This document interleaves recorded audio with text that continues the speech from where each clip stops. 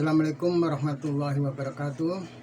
Sahabat-sahabat YouTube yang mudah-mudahan dimuliakan oleh Allah Subhanahu wa taala. Kita jumpa lagi di Eldor File. Kali ini dalam topik pembicaraan subsidi produk bahan pangan pokok lebih adil dan merata. Sebelum kita berbicara masalah subsidi produk bahan pangan pokok, kita bahas dulu subsidi BBM. Subsidi BBM ini sebenarnya sudah lama, sejak zaman Orde Baru sudah dikritisi sebagai subsidi yang tidak adil. Karena lebih banyak dinikmati oleh kalangan menengah ke atas. Semakin banyak orang menggunakan BBM, semakin banyak pula mereka menikmati subsidi. Sebaliknya, semakin sedikit orang menggunakan BBM, semakin sedikit pula mereka memperoleh subsidi. Namun ketika government mengurangi subsidi BBM, dengan kata lain menaikkan harganya, biasanya langsung disambut dengan aksi demo menolak kenaikan harga BBM, dan government dituduh tidak pro rakyat kecil. Agar masalah ini bisa terlihat secara jelas dan gamblang, siapa sebenarnya yang diuntungkan dengan subsidi BBM ini, mari kita perhatikan simulasi sederhana ini. Kalau kita andaikan dengan subsidi BBM sebesar Rp5.000 dalam setiap pembelian BBM per liter, berapa besar subsidi langsung yang diterima per hari oleh orang-orang berikut ini? Yang pertama, Pak Suto. Pak Suto ini tidak punya kendaraan bermotor. Dia tidak pernah beli BBM. Berarti dia tidak pernah memperoleh subsidi sama sekali, alias nol.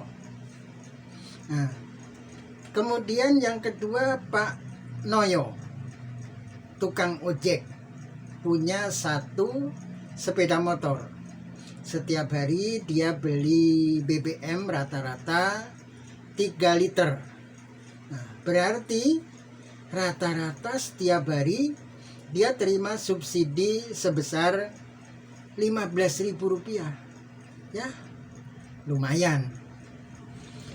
Kemudian yang ketiga, Pak Dadap, seorang pegawai kantoran, memiliki kendaraan pribadi roda 4 sebagai alat transportasinya.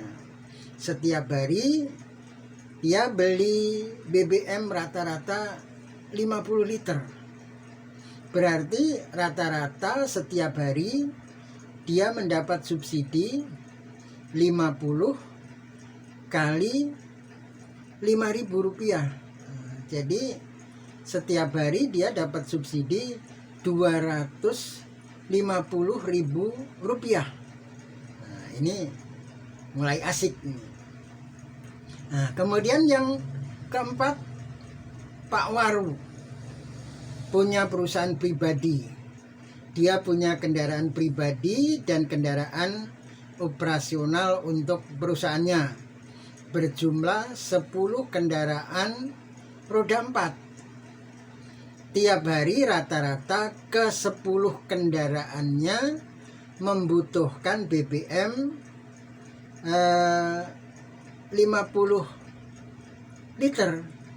Berarti setiap hari rata-rata Pak Waru mendapatkan subsidi sebesar 10 kali 50 kali Rp5.000. Berarti sehari dapat subsidi 2.500.000 rupiah. Wow kan ini. Nah, kiranya dengan simulasi sederhana ini bisa dibandingkan dengan jelas antara Pak Suto yang kismin itu miskin banget. Nah, setiap hari 0 rupiah, tidak dapat subsidi sama sekali. Nah, sedangkan Pak Waru yang kaya dapat subsidi 2.500.000 per hari. Padahal Pak Waru ini belum kaya-kaya amat. Nah, terus yang lebih kaya lagi, yang punya kendaraan roda 4 sampai 25 unit, 50 unit, 100 unit, atau yang lebih banyak lagi mengkonsumsi BBM. Terus dapat berapa subsidinya per hari? Nah, selanjutnya kita bandingkan perkiraan dampak tidak langsung yang diterima antara orang kismin dan orang kaya. Karena harga BBM itu berhubungan erat dengan biaya transportasi, harga kebutuhan barang dan jasa sehari-hari. Nah, jika harga BBM murah, maka biaya transportasi ikut murah. Demikian juga harga kebutuhan barang dan jasa sehari-hari. Nah, lalu siapa lagi yang diuntungkan berkaitan dengan dampak murahnya biaya transportasi ini? Nah, Pak Suto juga nggak dapat apa-apa karena dia tidak pernah pergi kemana-mana. Kalaupun pergi, jalan kaki. Paling pol dia naik sepeda ontel. Demikian pula dengan murahnya harga kebutuhan barang dan jasa sehari-hari. Bu Suto, istrinya Pak Suto ini, tiap hari hanya belanja di tukang sayur yang lewat depan rumah. Nah, sedangkan keluarga Pak Waru bisa menikmati murahnya biaya transportasi. Nah, mereka bisa bolak-balik naik kereta eksklusif Jakarta-Surabaya, atau terbang Pak Warunya terbang Jakarta, Medan, Surabaya, dan kota-kota lain, kota-kota besar lain di seluruh Indonesia. Karena dengan bisnisnya Pak Waru ini memang harus mengunjungi cabang-cabang perusahaannya di hampir di seluruh kota besar di Indonesia. Kemudian dengan murahnya harga kebutuhan barang dan jasa sehari-hari, pembantu Bu Waru kalau belanja ke supermarket diantar sama sopirnya. Belanjaannya hampir memenuhi bagasi mobil mewahnya. Nah, dengan perbandingan ini bisa disimpulkan bahwa dampak tidak langsung pun dari subsidi BBM tetap lebih jauh bisa dinikmati masyarakat kalangan menengah ke atas. Nah, banyak orang mengatakan jika harga BBM naik, rakyat kecil akan menjerit. Mohon maaf ya, rakyat kecil atau orang kismin itu menjerit setiap hari. Apakah harga BBM dan harga apapun murah, rakyat kecil atau orang kismin tetap menjerit karena tidak mampu membeli. Nah, berbeda dengan kalangan orang-orang berduit. Kalau terjadi kenaikan harga, mereka tetap happy dan masih bisa berseloroh. Biarin harga-harga mahal. Yang penting kita punya duit dan bisa membeli. Apa artinya harga-harga murah kalau tidak punya duit dan tidak bisa membeli? Selorohan seperti itu biasa di kalangan orang-orang berduit. Nah, karena itu jika government benar-benar pro rakyat kecil, maka yang harus dipikirkan adalah pilihan subsidi yang adil sehingga rakyat kecil bisa ikut menikmati. Nah, beberapa dekade yang lalu government pernah memberikan subsidi bantuan langsung tunai atau BLT. Nah, ini kita kritisi apa plus minusnya BLT. Nah, di satu sisi BLT memiliki kelebihan dibandingkan dengan subsidi BBM, karena BLT merupakan subsidi yang diberikan kepada orang miskin yang membutuhkan. Tapi di sisi lain BLT banyak dikritik dan dianggap kurang mendidik serta tidak mendorong orang miskin semakin bergairah untuk bekerja.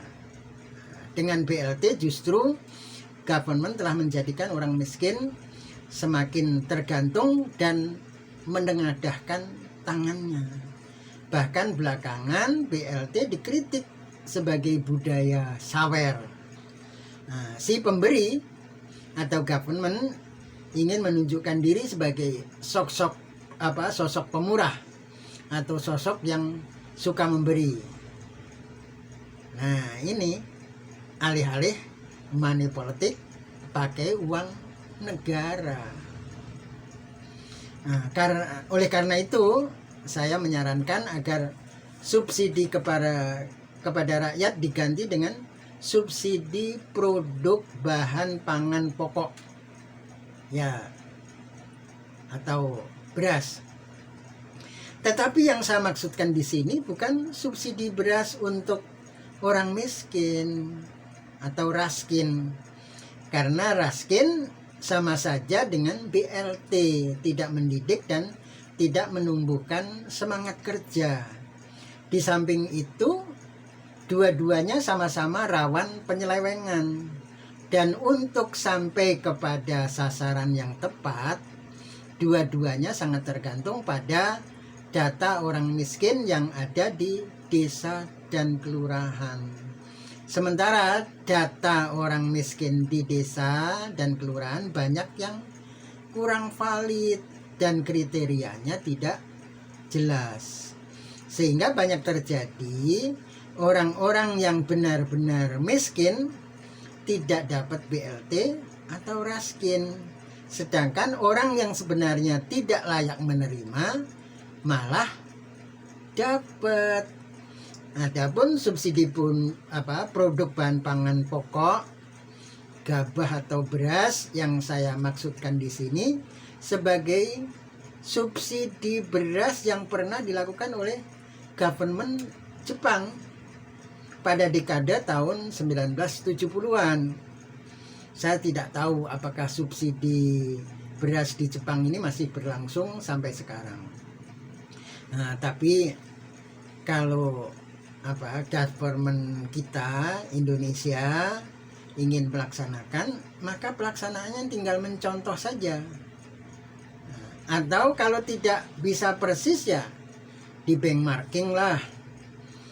Pelaksanaan subsidi bahan pokok ini, langkah pertamanya gabah atau beras dari petani dibeli oleh government.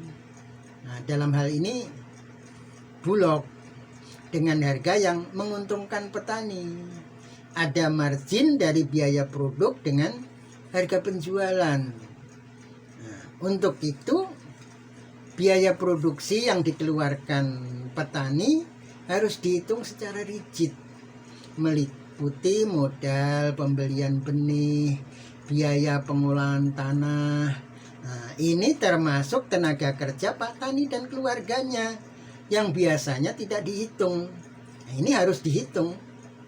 Kemudian biaya pemupukan, ongkos matun, dan lain-lain.